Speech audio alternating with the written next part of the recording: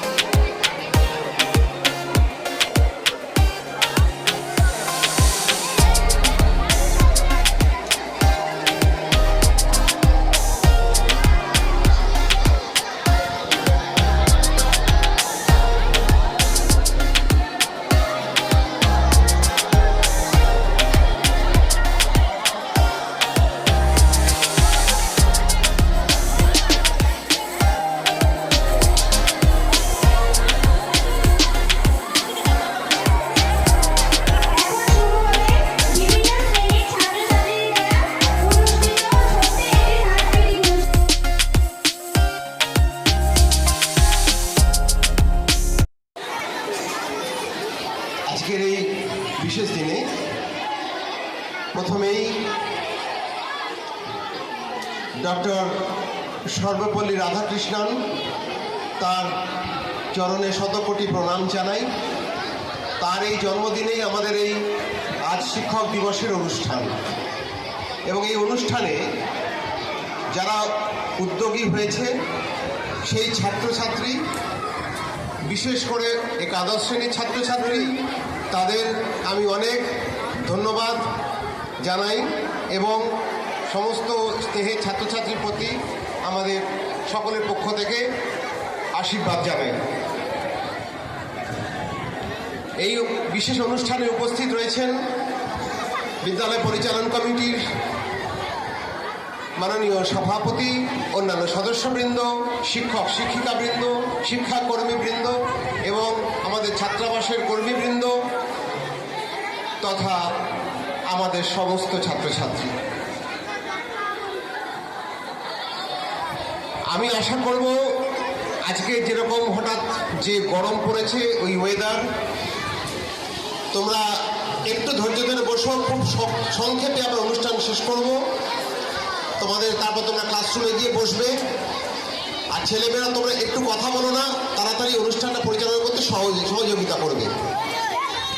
তো প্রথমেই বলি যে আজ যার এই জন্মদিন পালন, তিনি বলতে গেলে একজন বিশেষ ফিলোসফার, মানে যাকে বলা হয় দার্শনিক। তোমরা নিজেই জানো আমাদের তিনি উপরাষ্ট্রপতি ছিলেন, রাষ্ট্রপতি ছিলেন, দেশ নায়ক তিনি।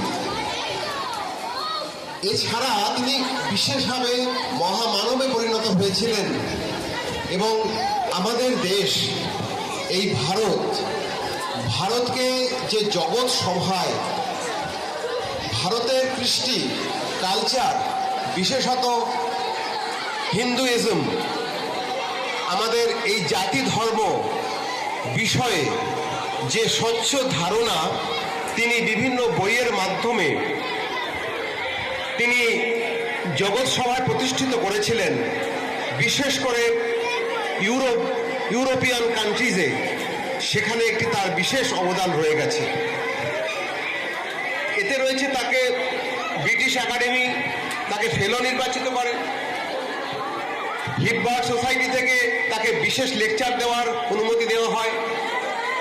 এমনকি তিনি যখন ছোট ছিলেন, একদম 30 বছরের অনেক কম বয়সী, যখন তিনি একদম প্রথমের কথা বলতে গেলে তিনি যখন MA পড়াশোনা করছেন, তখনই তিনি যে এথিক্স অফ বেদান্ত লিখেছেন, সেটি একটি বিশেষ একাডেমিক রেকর্ড। এছাড়া তার বিভিন্ন বই দর্শন শাস্ত্রের উপর যেগুলো রয়েছে, সেগুলো সারা পৃথিবীতেই সমাদৃত। এবং তিনি যে শিক্ষক ছিলেন, সেই শিক্ষকতা তিনি শুরু করেছিলেন মাদ্রাস খ্রিস্টান মিশনারি কলেজ থেকে। পরবর্তীকালে তিনি মাইসোর ইউনিভার্সিটি দর্শনের প্রফেসর হিসেবে শুরু করেন। পরবর্তীকালে তিনি একদম সেই ইউরোপের ম্যানচেস্টার কলেজেও তিনি প্রিন্সিপাল হয়েছিলেন। এইভাবে তিনি তার শিক্ষকতা জীবন সমাপ্ত করে তিনি দেশ নায়কের ভূমিকায় আসেন। দেশ নায়কের ভূমিকায় এসে তার কর্মজীবন সমাপ্ত করে তিনি আবার সেই মাদ্রাসে তার শেষ জীবন অতিবাহিত করেন। তো এত বড় এক ব্যক্তিত্ব, যাকে নিয়ে আজ আমাদের অনুষ্ঠান, এই অনুষ্ঠানের বিশেষ সাফল্য কামনা করি। এবং বিশেষ করে আজকে যে পরিস্থিতি, যে সামাজিক পরিস্থিতিতে আমাদের শিক্ষকদের কাজ করতে হয়, সেই পরিস্থিতি ভীষণ কঠিন পরিস্থিতি। আমাদের যে শিক্ষকদের যে সম্মান, সেই সম্মান পেতে গেলে যেমন আমাদের কর্মপরিকল্পনা সুন্দরভাবে সাজাতে হবে, সত্যনিষ্ঠার সঙ্গে কাজ করতে হবে, তেমন ছাত্রছাত্রীও সেইভাবে যত্ন নিতে হবে। এবং সেক্ষেত্রে আমরা ছাত্রছাত্রীর কাছ থেকে সেই সম্মান শ্রদ্ধা আমরা পাব। সমস্ত ক্ষেত্রেই যে বিভিন্ন পরিস্থিতি সৃষ্টি হয়েছে তার জন্য আমাদের অনেক রকমের ফ্যাক্টর সেগুলো দায়ী, সেই সমস্ত বিষয়ে যাচ্ছি না। কিন্তু আমরা যারা এই কর্মে নিযুক্ত হয়েছি, বিশেষ একটি আমাদের শপথ নিয়ে এই কর্মে এগিয়ে আমাদের যেতে হবে, যাতে আমরা শিক্ষক হিসেবে সমাজে প্রতিষ্ঠা পেতে পারি এবং ছাত্রছাত্রী যারা আজকের যারা ছোট শিশু, ভবিষ্যতের দেশের নাগরিক, তাদের আমরা সমস্ত দিক থেকে সুন্দর করে তাদেরকে যোগ্যতর করে আমরা তাদের গড়ে তুলতে পারি। আজ আমাদের খুব সংক্ষিপ্ত অনুষ্ঠান, এই জন্য আর কিছুই বলছি না। এই পর্যন্তই আমরা বলে সকলের আজকে যে প্রয়াস, সেই প্রয়াসকে ধন্যবাদ জানিয়ে সকলকে স্বাগত জানিয়ে আমার স্বাগত ভাষণ শেষ করলাম। নমস্কার। অনেক শিক্ষক মানেই দ্বিতীয় পিতা, সে হবে মহান। শিক্ষক মানে পথের দিশা, শিক্ষক মানে ভালো। শিক্ষা হলো অন্ধকারে মনে জ্বালাবে আলো। আজ 5ই সেপ্টেম্বর 2025 শিক্ষক দিবস উপলক্ষে আয়োজিত এই অনুষ্ঠানে উপস্থিত মাননীয় সভাপতি মহাশয়, শ্রদ্ধেয় প্রধান শিক্ষক মহাশয় এবং পরিচালিত সমিতির সদস্যবৃন্দ ও শ্রদ্ধেয় শিক্ষক শিক্ষিকা ও শিক্ষাকর্মী বৃন্দদের সবাইকে আমার প্রণাম ও শ্রদ্ধা জানাই। এরপর আমার স্নেহের ভাই বোন ও আমার সহপাঠীদের আন্তরিক ভালোবাসা ও শিক্ষক দিবসের শুভেচ্ছা জানিয়ে আমি আমার সংক্ষিপ্ত বক্তব্যটি উপস্থাপন করছি। আমরা সবাই জানি মহান শিক্ষাবিদ, দার্শনিক, স্বাধীন ভারতের প্রথম উপরাষ্ট্রপতি, দ্বিতীয় রাষ্ট্রপতি ডক্টর সর্বপল্লী রাধাকৃষ্ণন মহাশয় এর জন্মদিনে সারা ভারত জুড়ে সমস্ত শিক্ষা প্রতিষ্ঠানে সাড়ম্বরে শিক্ষক দিবস পালিত হয়। এই দিনটি পালিত হওয়ার একটা বিশেষ কারণ আছে। সালটা 1962, ডক্টর সর্বপল্লী রাধাকৃষ্ণন মহাশয় তখন মহামান্য রাষ্ট্রপতি।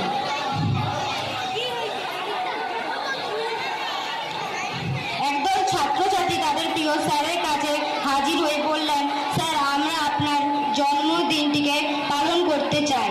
তখন উত্তরে রাধাকৃষ্ণন মহাশয় বলেছিলেন, instead of celebrating my birthday, it would be my proud privilege if 5th September is observed as Teachers' Day. আর সেই বছর থেকেই 5ই সেপ্টেম্বর দিনটি শিক্ষকদের সম্মানার্থে শিক্ষক দিবস হিসেবে পালিত হয়ে আসছে। শিক্ষক শিক্ষিকা ছাড়াও আমরা নানান মানুষদের থেকে শিক্ষা লাভ করতে পারি, তারাও একরকম আমাদের শিক্ষক। ছোটবেলায় মায়ের কোলেই বসে আমরা প্রথম শিক্ষা লাভ শুরু করি। বলতে গেলে মাই হলেন আমাদের প্রথম শিক্ষক। তাই এই শুভ দিনে সমস্ত মায়েদের জানাই আমার পক্ষ থেকে শ্রদ্ধা এবং ভালোবাসা।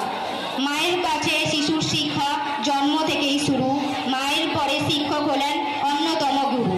তবে এই শ্রদ্ধা ও সম্মান শুধুমাত্র 5ই সেপ্টেম্বর এই দিন উদযাপনের মধ্যে সীমাবদ্ধ থাকা উচিত নয়। ছাত্র শিক্ষক এই সম্পর্ক আবহমান কাল ধরে চলে আসছে। এই সম্পর্কের অটুট বন্ধন অক্ষত 365 দিন। শিক্ষক হলেন জাতির মেরুদণ্ড, সমাজ গঠনের মূল কারিগর। তাই কোনো শব্দ দিয়েই শিক্ষকদের এই ভূমিকা ব্যাখ্যা করা যায় না। তাই শিক্ষকদের চরণে শতকোটি প্রণাম জানিয়ে আমি আমার বক্তব্যটি সমাপ্ত করলাম।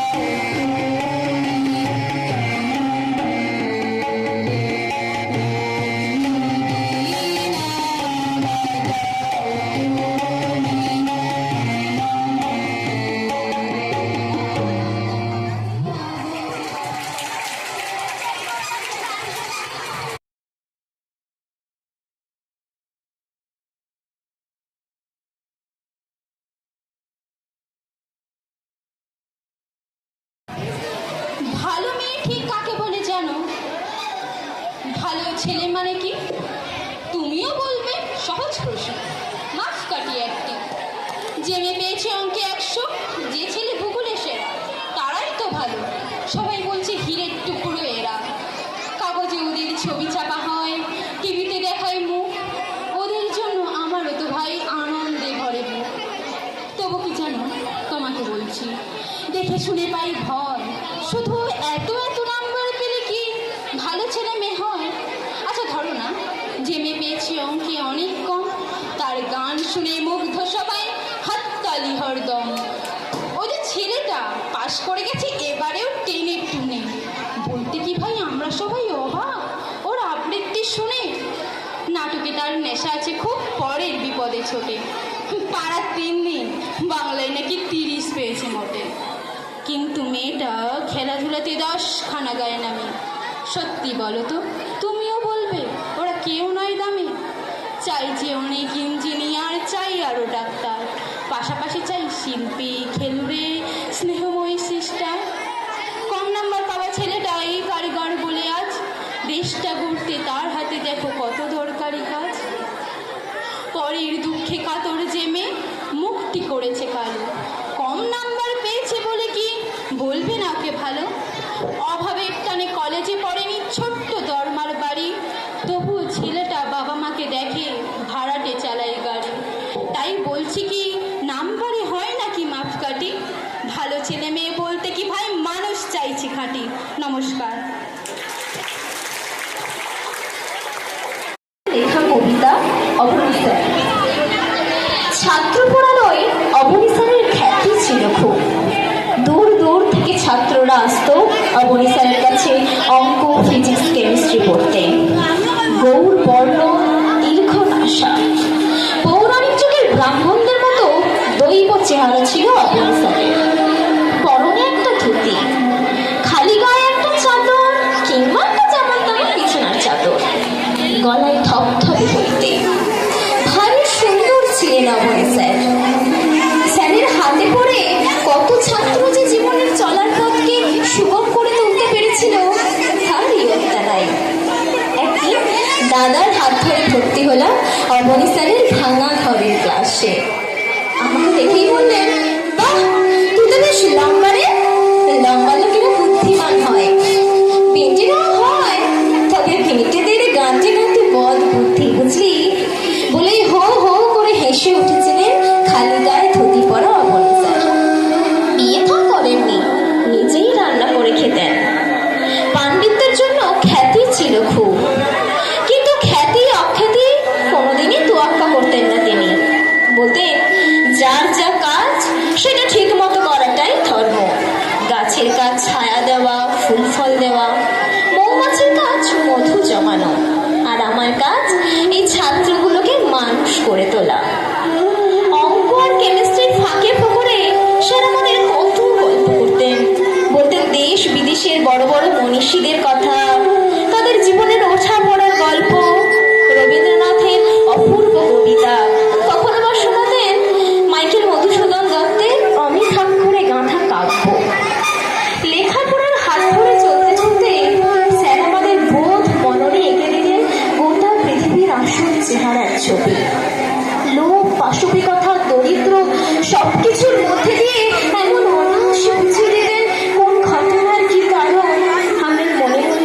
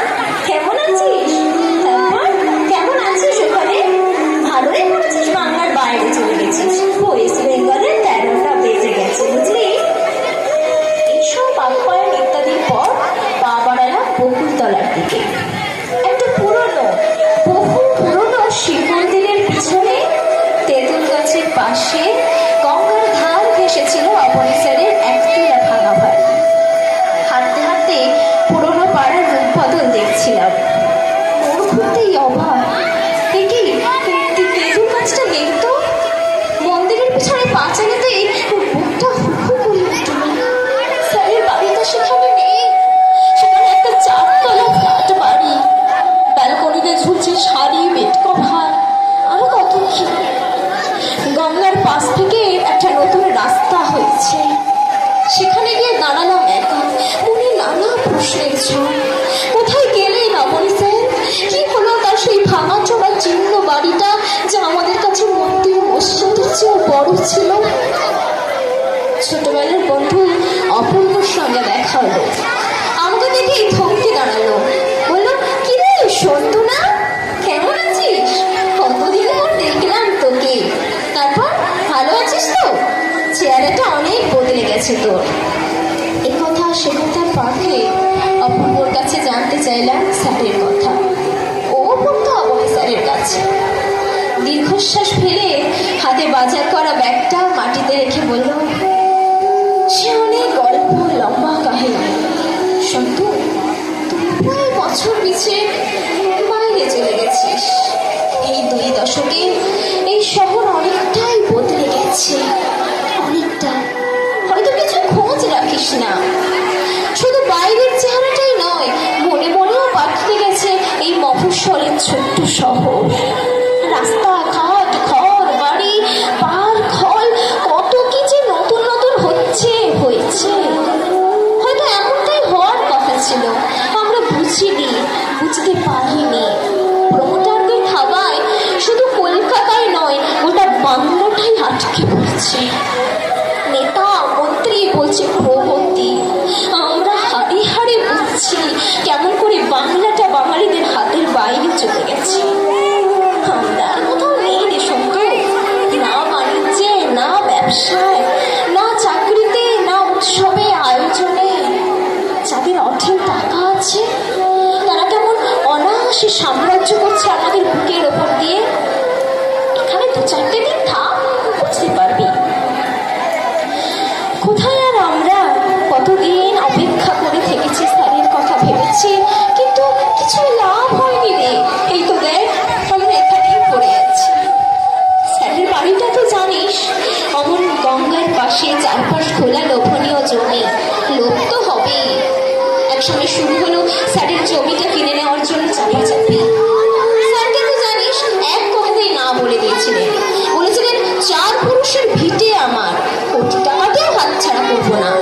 তাছাড়া কি হবে বাড়ি বেচে? একা মানুষ, সোপাকাহার করি। পড়াশোনা ছাড়া কোনো টান নেই জীবনে। কি হবে বাড়ি বেচে? তাছাড়া যাবই কোথায়? কথায় যখন হলো না, তখন শুরু হলো অন্য উপায় বিচ্ছেদের চক্রান্ত। দিনের পর দিন কি যে দুঃসহ যন্ত্রণা স্যারের ওপর চাপিয়ে দেওয়া হয়েছিল, আমরা নিরুপায় চোখে দেখেছি। রাজনীতির বড় বড় দাদারা, যাদের আশ্রয় আর প্রশ্রয় প্রমোটার চক্রের জন্ম, তারাও লেগে পড়েছিল স্যারের পিছনে। তখন বৃদ্ধ হয়ে পড়েছিলেন, চোখটাও গেছিল খারাপ হয়ে। একটা ছাত্র পড়াতেও আর পারতেন না, শরীরটাও ভেঙে গেছিল। একদিন আমাকে ডেকেছিলেন, বলেছিলেন, আমি কি সত্যি তোমাদের জন্য কিছুই করিনি? আমাকে উচ্ছেদ করে তাড়িয়ে দেওয়ার চেষ্টা করছে একদল অর্থলোভী পিশাচ। তোমরা, আমার ছাত্ররা কি একটু পারো না রুখে দাঁড়াতে? স্যার বলছিলেন আর কাঁদছিলেন, সত্য, আমরা সত্যি পারিনি রে। ছাপোষা কেরানির সাধারণ মানুষ আমরা। এই বিরাট চক্রের বিরুদ্ধে প্রতিরোধ করা আমাদের সাহসী বলবে। তাছাড়া তোর কাছে বলতে বাধা নেই। আমরাও যে যার নিজেদের জীবনের এতটাই ব্যস্ত হয়ে পড়েছি, লে অফ, লক আউট, জিনিসপত্রের আকাশ ছোঁয়া দাম। আমরাও স্যারের ব্যাপারটাই ঢুকতে চাইনি। স্যারকে তো জানিস, জীবনে চাকরি করেননি অন্যের হুকুম শুনতে হবে বলে। কারোর কাছে মাথা মতো করার মতো মানুষ তিনি ছিলেন না। সেবার ছিল অক্ষরার মাস, ঘন শীতের রাত। হঠাৎই মাঝরাতে হই হট্টগোল শুনতে পেলাম। আমি বারান্দায় এসে দেখি বকুলতলার আকাশ দমদমে লাল, লোকজনের চিৎকার, আর্তনাদ। আমি ছুটে গিয়ে পথে নামলাম। আগুন দাউ দাউ করে জ্বলছে। সত্যি বৈষ্ণবী দৃশ্য, ভাবতে পারবি না স্যারের বাড়িটা দাউ দাউ করে জ্বলছে।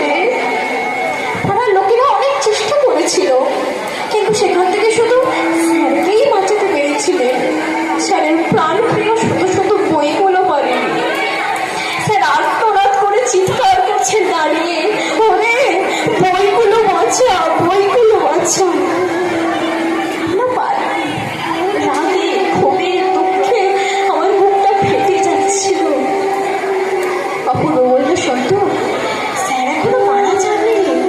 ইচ্ছে আছে, যাবি স্যারের কাছে একবার যাবি।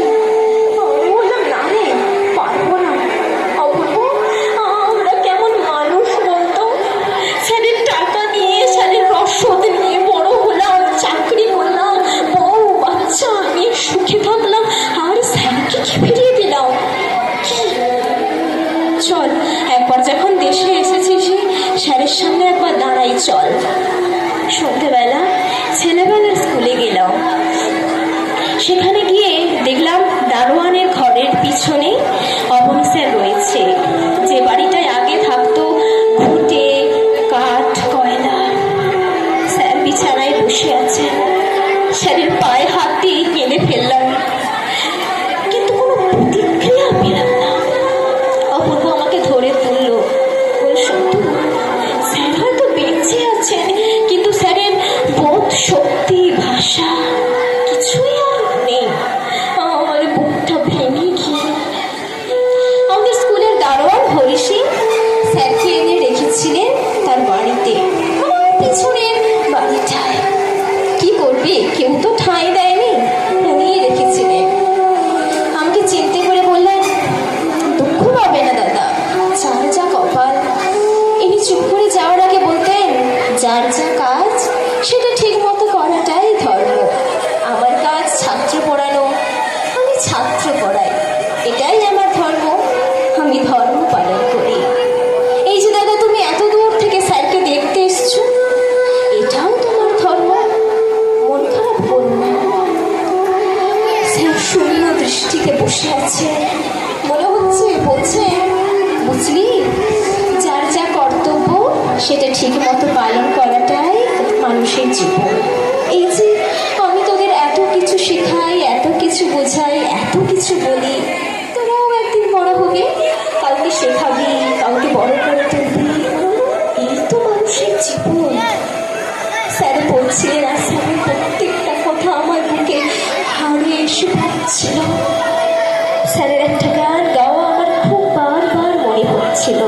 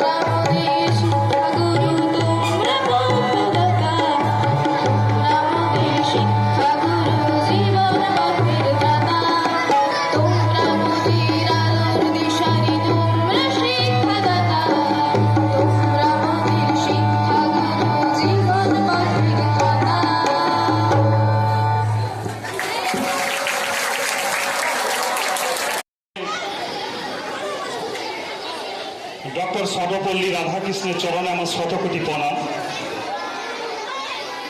এবং উপস্থিত